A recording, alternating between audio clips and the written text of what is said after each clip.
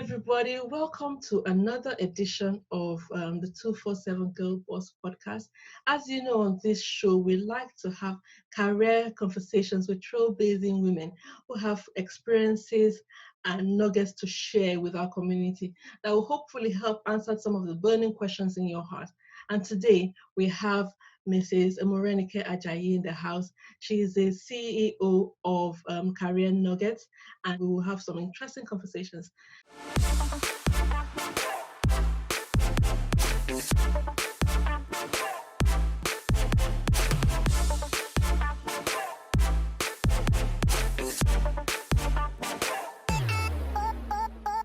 Thank you, Morenike, for joining us today. We're really glad to have you here.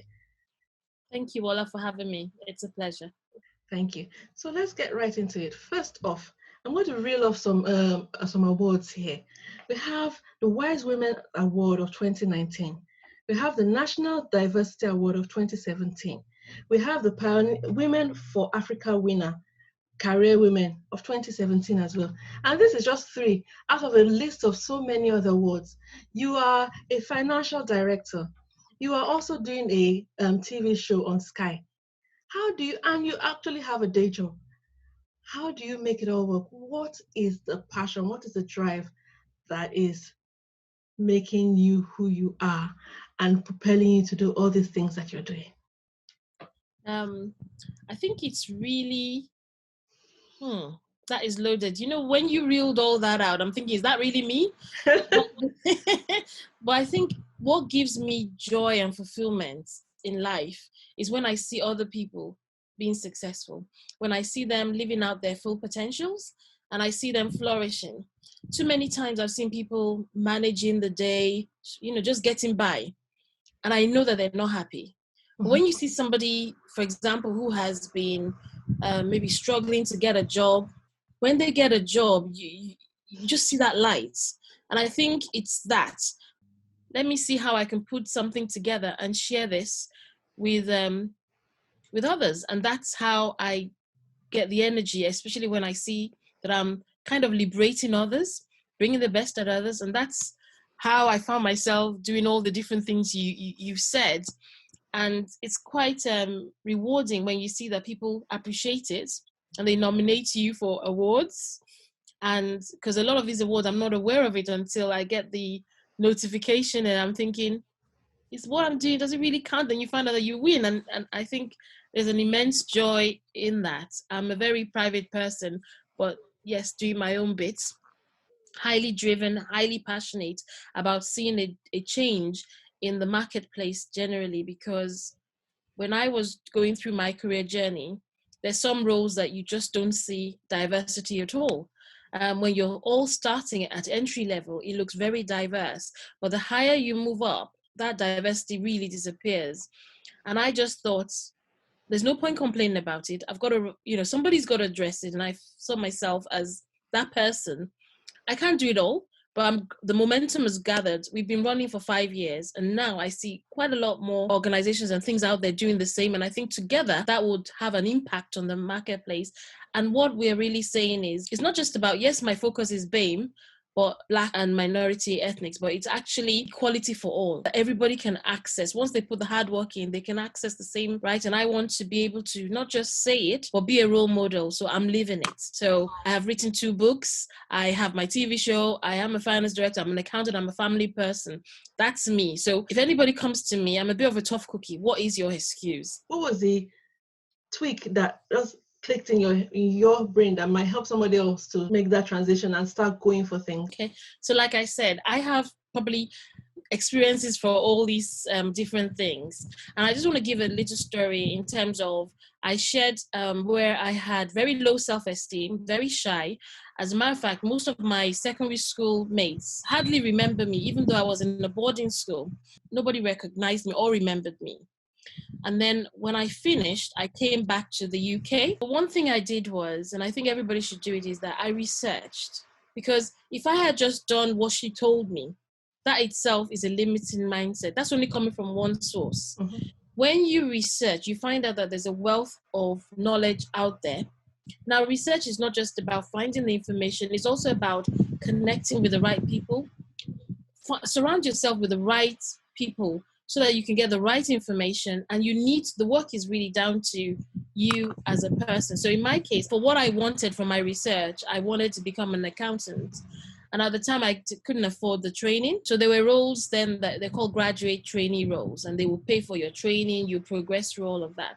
All those roles require you to have a minimum of a second class upper from one of the Russell universities. And the reason being is this was in 1993, and you start on the roll around 12,000, but when you finish, it's a 4-year program, you're on 40. And it means that as you're passing your papers, you get progressed, and the structure is really great. You get exposed to all the accounting areas. So naturally, that sounded like an impossible place for me to go. But one thing I did tell myself is, and I have to draw my Christian values, is about positive confession. I just had to say, the people working there, they're just human beings like myself. If I don't put myself forward, how would I, then I'm not giving myself a chance. And I think there's so many opportunities out there.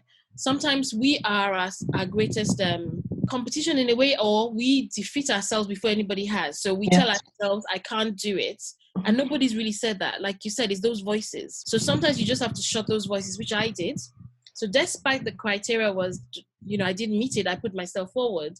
I must have done over 70 applications. And eventually I got through the final stage, and I still didn't get the job, but I didn't stop there. I went back for feedback, but I didn't go to your average HR. I went for the chief executive because I believe that he can make a decision. He can wave things. He can make it happen.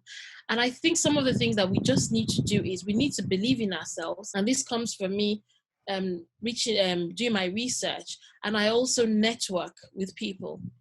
And I try and surround myself with the people that can keep me motivated and keep me challenged. Because those voices, even in my role, those voices always come up.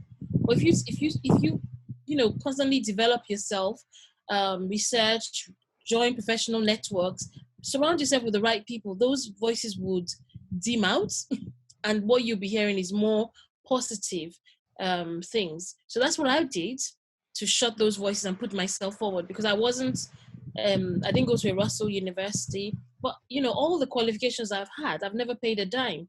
So my accounting was paid for, my MBA was paid for, my Prince 2 was paid for, nice residential course, my Cranfield University leadership course was paid for. So honestly, there are opportunities. If I can get it, anybody can. So just go for it. And for me, it is the hard work, but being intentional about how you do this hard work. So you deliver your work excellently, you're proactive in what you do, and not only that, you have the mindset about what is good for the organization. And I can only put this in an example. So I run mentoring groups for people that want to do such. Always think about, why am I doing this? If you think of the why, and it sounds reasonable, go for it. And if it's not, but always think of the why, be intentional. Those are the tips I will give. Thank you. Just before I go on to the next question, you've talked about your mentees, the people that you've helped, and I know you have a lot of experience in helping people in that journey. Are there some critical mistakes? Maybe you give us like 3 or 4 or 5, top 5 mistakes you see some of your mentees making on their journey to career progression or to career change. What are the things that commonly people make a mistake in that we can quickly stop them from doing right now? I think, first of all, they always think that the responsibility lies with their line manager or somebody else for their career progression. Mm-hmm. Number one, you've got to take ownership of your career journey. It's down to the individual. Secondly, most people are not prepared. Opportunities come, they're not prepared for the opportunities. What do I mean? People have CVs that they've not updated for years. A CV should be a living document. Every 6 months, you should be revisiting it. In your job, there should be an achievement. There should be something you can add to it. Keep your CV as a living document. Secondly, when you get a mentor, don't just name drop. Be in regular contact with your mentor. Just use them as your accountability partner. So you're telling them, this is what I'm doing. It keeps you motivated. It keeps you focused. Stay in touch with your mentor and use them the best way. Thirdly, I feel people get very comfortable in their role and they're not up to date with what's happening in the market. So things are changing. For example, with COVID, yes, it was just thrown on everybody. But there's some industries flourishing. What's happening? What are people doing? Maybe the IT, you should upskill, you should do things. People don't just keep abreast about what's happening they don't read journals, they don't do much reading. They just do the job, and they're not really, I'm not saying reading about formal education. I'm just saying read a journal. I'm an accountant. Read Financial Times. Be au fait about what's going on in that industry. And I think the last one is about recognizing that things are changing and move ahead of the change. Don't be reactive to a change. Be proactive. So that you can be ahead of the curve. Where you need to upskill yourself. Put in the effort. I think sometimes people shy away of investing in themselves. Yes, I mentioned I've not paid anything, but I've been opportune to. If if I tell somebody I'm mentoring them now, pay me £1,000, they run away. But if it's a party of some sort, they probably find the money for that outfits and that. And I think it's just priorities. Mm-hmm. So people need to get their priority. If you really want progression, career progression, prioritize it. And when I say prioritize it, that means you should have a solid career plan that you're following and you share with your mentor, who then holds you accountable to make sure that you're moving along the right lines so you don't get complacent. Because with all good intentions, you start a career, you're probably single, then you get married, other distractions come in. But if you share that plan with somebody like myself, who's a mentor or an accountability partner, they will give you a nudge that I think you've been in that role too long. Have you done this? Have you done that? So those are the things that I have shared with my mentees. Thank you very much. So how does somebody go ahead to future-proof their career going I think forward? you've touched on it. I think it's about having varied skills and identifying the key skills. For example, the World Economic Forum, they released 10 skills that people need to have. Some of them is emotional intelligence, being adaptable, and being tech savvy, being able to manage people, and being able to interact with various people at different levels in an organization. Perfect. Thank you so much. We're about rounding up now, but you've talked about so many things, and two more questions from me. The first one is, how can people get in contact with you? If somebody wants to be, how can I be, if I wanted to work with you, if somebody wanted to contact you, how can they get onto any of your programs, any of the things that you do? I know the first thing is for them to click in onto your website, have a look at the Career Nuggets .tv website. Also, I would advise anyone listening now, there is a regular program on Sky 218, is it? No, 193. 193, okay. That would be very useful for you to listen to. Please remind us, what time do they show that program again? Okay, so the program is on Sky 193, and it's 5 p.m. on Thursday, 5 p.m. on Monday, 5 p.m. on Tuesday, and on Sunday, 3 p.m. So 4 times a week. Wow, thank you very much. There's no excuse. You have to be able to catch one of them, because I mean, it's literally, and I think there are so many lessons that you can learn from. Why I particularly like the program is it's not just Morenike speaking. You're gleaning experiences from other people. I've listened to a couple of those interviews, and they're really very insightful. There's no knowledge lost. So I would really encourage you to go ahead and listen to some of them. But specifically, if somebody wanted to work one-on-one with you, or in a group coaching, or what services would you offer?